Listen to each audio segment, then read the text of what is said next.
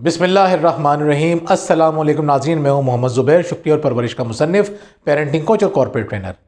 नाज़रीन, आज हम जिस मौजू पे बात करने जा रहे हैं वो एक बड़ा अहम, बहुत ही कीमती टॉपिक है। आज हम ये बात करेंगे कि जो लोग नशा करते हैं वो किस तरह से अपने मकसद में कामयाब हो जाते हैं। यानी हम देखते हैं जो लोग नशा करते हैं वो बाज़ औक़ात ना तो जॉब कर रहे होते हैं, बाज़ औक़ात ना तो उनके बहुत अच्छे लोगों से ताल्लुकात होते हैं, लेकिन फिर भी हर रोज़ वो अपनी नशे की पुड़िया हासिल करने में कामयाब हो जाते हैं। नशा करने वालों की ऐसी क्या टेक्निक होती है कि वो रोज़ाना अपनी ज़रूरत पूरी कर लेते हैं। ना वो भूखे सोते हैं, ना वो बग़ैर नशा किए सोते हैं। नाज़रीन, अगर हमने ये बातें समझ ली तो हमें फ़ायदा ये होगा कि हमारी ज़िंदगी में कोई भी मकसद हो, यानी हम चाहते हों पैसा कमाना, हम चाहते हों अपने बच्चों के अंदर कोई ख़ास किस्म की खूबी पैदा करना, हम चाहते हों किसी से ताल्लुकात बेहतर करना, हम चाहते हों अच्छी सेहत, हम जो कुछ चाहते हैं, अगर हम उन बातों को जहन में रखेंगे जो नशा करने वाले लाशऊरी तौर पे कर रहे होते हैं, उनको खुद भी नहीं पता होता जो नशा कर रहे होते हैं कि उनका दिमाग किस तरह से काम कर रहा है जो उनकी ज़रूरियात पूरी कर देगा। तो नाज़रीन, जब ये बातें समझ लेंगे, आप इन 5 बातों का ख्याल रखेंगे तो आपको हैरत होगी कि आप अपनी ज़िंदगी में उन तमाम चीज़ों को अट्रैक्ट करना शुरू कर देंगे जिनकी आपको ज़रूरत है। नाज़रीन, जब मैं काम करता था दुनिया न्यूज़ में, मैं प्रोड्यूसर था, तो हमने एक दफ़ा प्रोग्राम बनाया नशा करने वालों के ऊपर। तो हम एक साहब से मिले, हम एनजीओज़ के लोगों से भी मिले, हम नशा करने वालों से भी मिले, हम एक्सपर्ट से भी मिले। जब हमने नशा करने वालों से बात की तो अहम बात ये थी कि वो अपनी ज़िंदगी से मुतमईन नहीं थे, बहुत परेशान थे, रो रो के कहते थे हम अपनी इस आदत से निजात हासिल करना चाहते हैं लेकिन निजात मिलती नहीं है।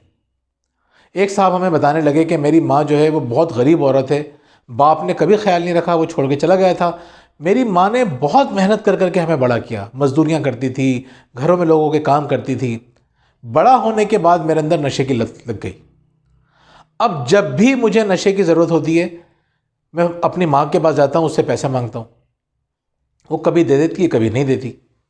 जब नहीं देती तो घर में एक झगड़ा शुरू हो जाता है।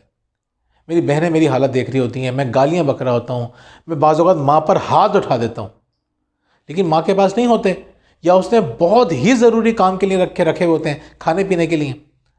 फिर मैं क्या करता हूँ, मैं छुरी निकालता हूँ और मैं कहता हूँ अपने आप को मार के ख़त्म कर रहा हूँ। तो मेरी माँ जाती है, कुछ पैसे ला के मुझे देती है और मैं नशा करता हूँ। वो कहने लगा कि मैं बहुत ज़्यादा परेशान हूँ अपनी इस आदत से। एक साहब मुझे बताने लगे, वो सुना रहे हैं, वो कहने लगे कि मैं एक दफ़ा स्टॉप पे खड़ा हुआ था, एक हीरोइन ची मेरे पास आया सोने की बालियाँ लेकर, मुझसे कहने लगा कि ये बालियाँ ख़रीद लें। मैंने उनसे पूछा कि भाई कितने की हैं? कहने लगा 300 रुपये की। वो कहने लगे, मैं हैरान हो गया, इतनी भारी बालियाँ थीं, 300 रुपये की क्या, वो 3000 रुपये की भी नहीं होती। मैंने उससे पूछा कि ये तुम इतनी सस्ती क्यों बेच रहे हो, तुम्हें कहाँ से मिली? कहने लगा कि मेरी भाभी जो है वो सुबह मुंह धो रही होंगी तो उन्होंने उतार के रख दी थी वॉश बेसिन में। मेरी नज़र पड़ गई तो मैं चुपके से लेकर आ गया। तो वो साहब कहने लगे नहीं यार, मुझे नहीं चाहिए, चोरी की चीज़ है। उससे अच्छा 200 रुपये में ख़रीद लो मुझसे। आप अंदाज़ा कीजिए कि कितनी बड़ी चीज़ थी, कितनी कीमती चीज़ थी जो वो 200 रुपये में बेच रहा था। मसला यहाँ पर कीमती चीज़ का नहीं है। आप मुझे बताइए कि वो बालियाँ जब घर घर से खोई होंगी तो घर में किस किस्म का माहौल पैदा हुआ होगा, आप अंदाज़ा कर सकते हैं। किस कदर ताल्लुकात मज़ीद ख़राब हुए होंगे, उस औरत को कितनी तकलीफ़ होगी। क्या पता उसका भाई एक गरीब आदमी हो, किस तरह पैसे जमा कर करके उसने वो बालियाँ ख़रीदी हों, लेकिन नशा करने वाले ने अपनी ख्वाहिश पूरी करने के लिए उस चीज़ को बेच दिया चोरी करके। नाज़रीन, आज हम ये बात करेंगे कि वो कौन से 5 काम हैं जिनका ख्याल रखते हुए आप अपनी जायज़ ज़रूरियात को पूरा कर सकते हैं।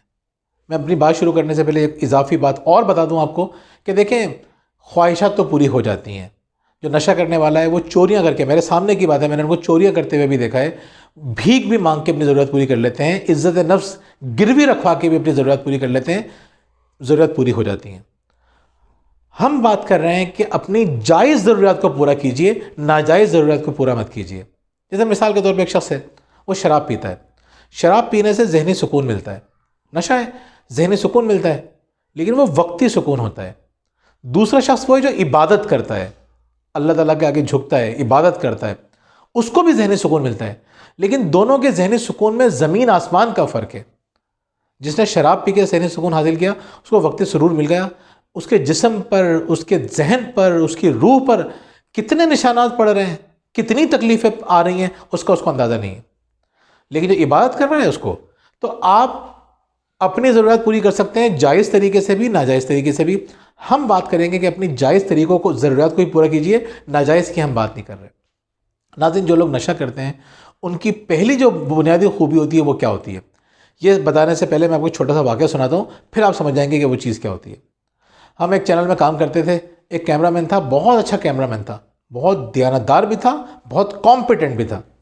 तो जब हमारा शो ख़त्म हो जाया करता था, शूटिंग मुकम्मल होती थी, वो कहता था ज़ुबैर भाई मुझे 300 रुपये दे दें।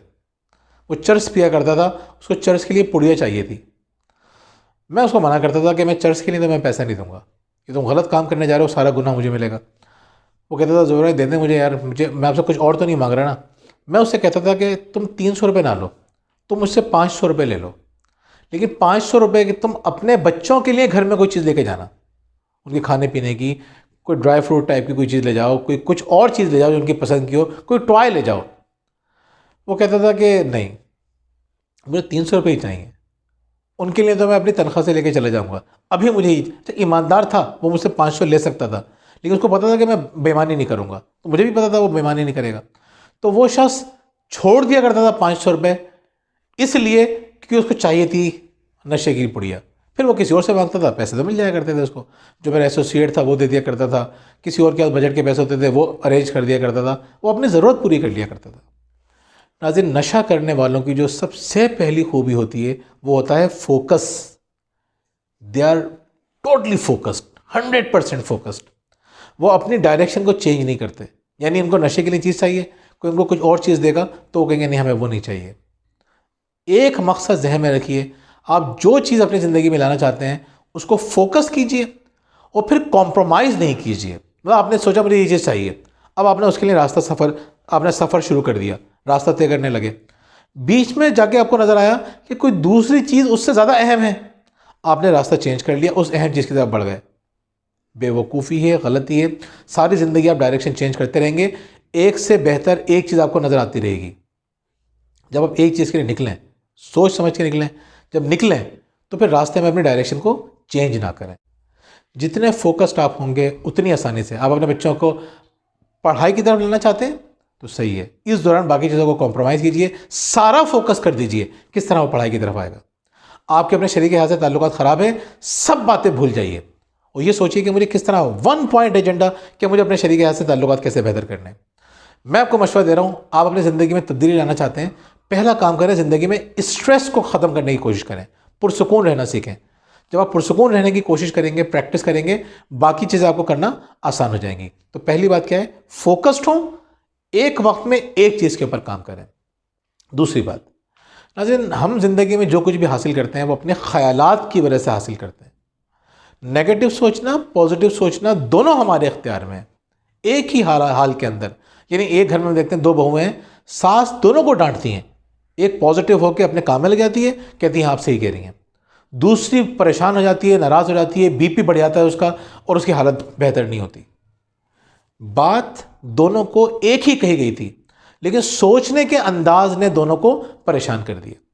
तो आप चीज़ों को मज़बूत अंदाज से सोचने की आदत डालिए।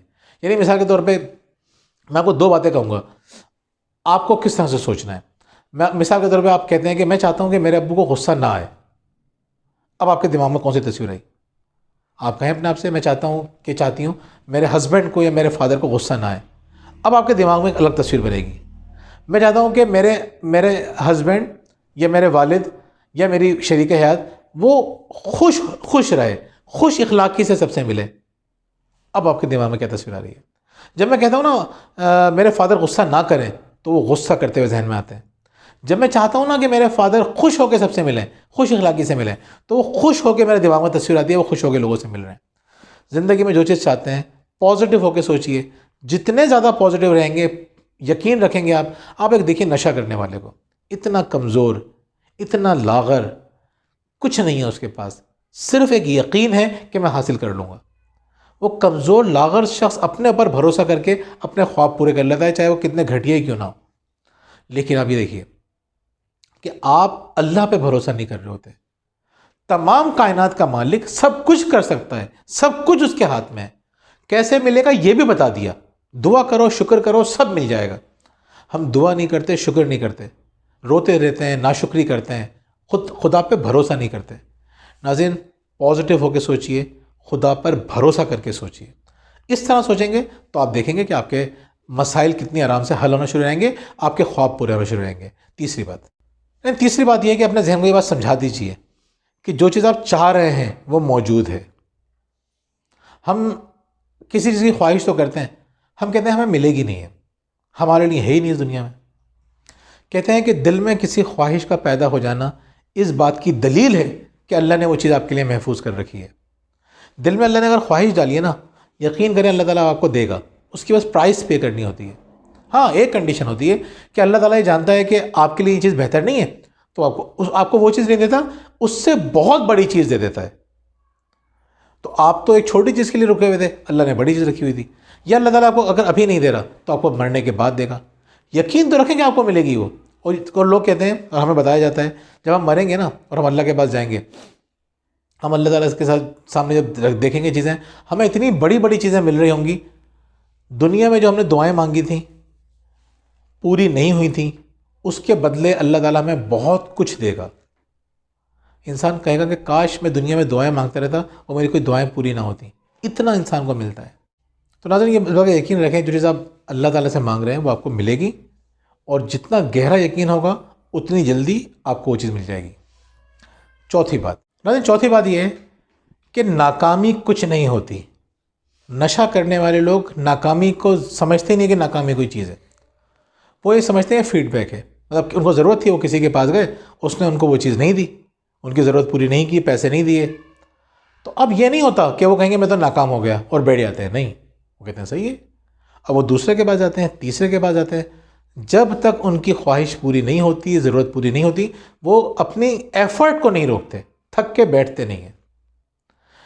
जितने बड़े लोगों से आप मिलेंगे वो आपको बताएंगे कि उनकी कामयाबी के पीछे बड़ी बड़ी नाकामियाँ थीं। जिस बड़े इंसान से पूछेंगे ना कि तुम इतने बड़े कामयाब इंसान कैसे बने, हर कामयाब इंसान, हर बड़ा इंसान आपको ये बताएगा कि मेरी ज़िंदगी में बहुत ज़्यादा नाकामियाँ थीं, उन नाकामियों के बावजूद मैं रुका नहीं, मैं आगे बढ़ता रहा। तो नाज़रीन, अगर आप ज़िंदगी में कामयाबी चाहते हैं, आप चाहते हैं बच्चों की तरबियत अच्छी करें, आप कोशिश करते हैं लेकिन रिज़ल्ट नहीं मिलता, तो थक हार के बैठ नहीं जाइए, फिर कोशिश कीजिए, नए अंदाज से सोचिए, फ्रेश होकर सोचिए। आप कोशिश करते हैं शरीक हयात से ताल्लुकात बेहतर करने के, आप बहुत ख्याल रखते हैं, लेकिन क्या होता है, रिज़ल्ट आपको ख़राब मिलता है। तो आप थक नहीं जाए कि यार मैंने इतनी कोशिश की, रिज़ल्ट नहीं मिला। वो रिज़ल्ट फीडबैक था। आपको अपनी कोशिश जारी रखनी है, उस वक्त तक जारी रखनी है जब तक आगे मतलूबा नताइज आपको मिल नहीं जाते। नाकामी कुछ नहीं होती, ये सब फीडबैक होते हैं। नाज़रीन, पाँचवीं बात जो है, मैं ये समझता हूँ कि इंतहाई कीमती है, इंतहाई कीमती है, वो ये है कि नशा करने वाले अपने जैसे लोगों को बआसानी तलाश कर लेते हैं। जब कोई नशा करने वाला शख्स किसी नए इलाके में जाता है, आपको पता है उसको एक दिन भी नहीं लगता नशा करने वालों को ढूंढने में। उसको पता चल जाता है कि कहाँ बैठते हैं वो लोग, कहाँ से मिलता है, कहाँ से नहीं मिलता, सब उसको इंक्वायरी एक दिन में कर लेते हैं। एक साहब बताते हैं कि उनके रिश्तेदार उनके घर पे आया करते थे, आते के साथ ही सबसे पहले उनको पता था, और वो बहुत दूर दूर रहा करते थे, दूसरे शहर, तकरीबन दूसरा शहर था, वो जाते थे सबसे पहले उस शख्स से मिलने के लिए जो नशा प्रोवाइड किया करता था। यही होता है, नशा करने वाला शख्स जहाँ जाएगा उसको आसानी से उसके जैसे लोग मिल जाएंगे। आपको क्या करना है, आपको जिस किस्म की कामयाबी चाहिए ना, उस किस्म के लोगों को ढूंढने की कोशिश कीजिए। आप चाहते हैं आपका घर का माहौल बहुत खुशगवार हो, लेकिन ताल्लुकात आपने उन लोगों से रखे हुए हैं जिनके ताल्लुकात पहले से ही ख़राब हैं। क्या होगा, आपके ताल्लुकात मज़ीद ख़राब होंगे। आप अगर ज़िंदगी को बेहतर करना चाहते हैं तो उन लोगों से ताल्लुकात बेहतर कीजिए जो उस फील्ड में पहले से कामयाब हैं, अच्छी ज़िंदगी गुजार रहे हैं। आपके ताल्लुकात अपनी बीवी से या अपने शोहर से अच्छे नहीं हैं, तो आपको दोस्ती उन लोगों से नहीं करनी जिनके पहले से ख़राब है। आप आके कहेंगे यार मैंने तो अपनी बीवी को डांट दिया, वो कहेगा बहुत अच्छा किया, मैं होता तो मारता। भड़काएंगे, बेवकूफ़ बनाएंगे। लेकिन जो समझदार लोग होंगे वो कहेंगे यार लड़ने की क्या ज़रूरत थी, ये काम इस तरह से भी तो हो सकता था ना, ऐसे कर लो, ऐसे कर लो, ऐसे कर लो। अच्छे लोगों से ताल्लुकात रखने हैं आपको। अगर अच्छे लोगों से ताल्लुकात रखेंगे तो आप बहुत तेज़ी से अपनी ज़िंदगी के मकासद कामयाबी से हासिल कर लेंगे। नाज़रीन, नशा करने वालों से ये 5 चीज़ें आप सीखिए। आप यकीन करें आपकी ज़िंदगी बहुत अच्छी हो जाएगी। और अगर आप ये समझते हैं कि आपके बच्चे नशे की आदत लत में पड़ चुके हैं, फिर भी आपको इन्हीं बातों का ख्याल रखना है, उनकी गैदरिंग चेंज करनी है। नशा करने वाले जब जब इलाज करवा के वापस आते हैं ना, तो सबसे ख़तरनाक बात पता है क्या होती है? अब जाके पूछिए, हमने तो प्रोग्राम्स किए हैं, हमने एक्सपर्ट से ही बात की है। वो कहते हैं अगर जिस शख्स को उन्होंने ठीक करके भेज दिया, अगर वो उन लोगों में दोबारा नहीं जाएगा तो वो नशा नहीं करेगा, और अगर उन लोगों में जाना शुरू कर देगा तो दोबारा नशा करेगा। माहौल चेंज करना बहुत ज़रूरी होता है। माहौल चेंज कीजिए, अच्छा माहौल दीजिए। जब आप उसको अच्छा माहौल दे देंगे खेलने का या बाकी चीज़ों का, तो वो उस तरफ जाएगा ही नहीं। तो माहौल प्रोवाइड किए बगैर आप भी चाहेंगे कि वो सुधर जाए, सुधरेगा नहीं। इन बातों का ख्याल रखिए। इंशाअल्लाह बड़ी बड़ी कामयाबी आपकी ज़िंदगी में आएंगी। बहुत बहुत शुक्रिया।